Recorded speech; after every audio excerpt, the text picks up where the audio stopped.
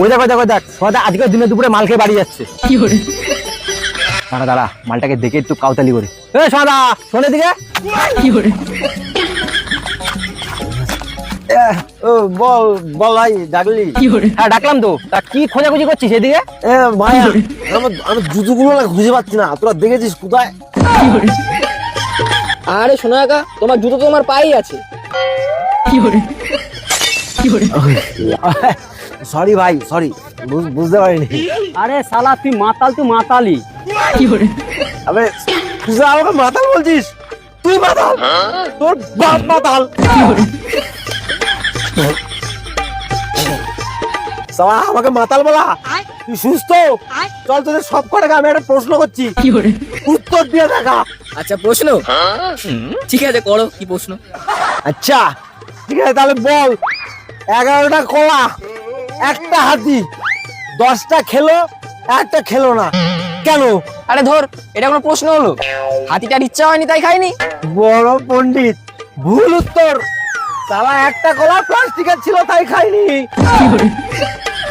এবার বল, হাতিও একটা কলাও একটা, তাও হাতিটা কলাটা খাইনি, কেন? এটা তো সিধা ব্যাপার, কারণ কলাটা প্লাস্টিকের ছিল তাই খাইনি। আমার ভুল উত্তর। এবার হাতিটা প্লাস্টিকের ছিল।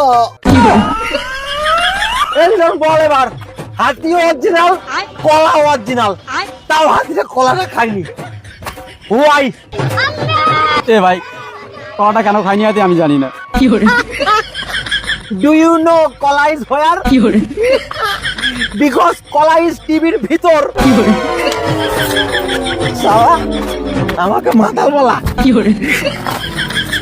এই গেল, এবার তুই বল, হাতিটাও টিভির ভেতর, কলাটাও টিভির ভিতর, তাও হাতিটা কলাটা খায়নি, কেন? ইয়ে মানে সোদা কেন? কারণ হাতিটা ছিল জি বাংলায়, কলাটা ছিল স্টার জলসায়।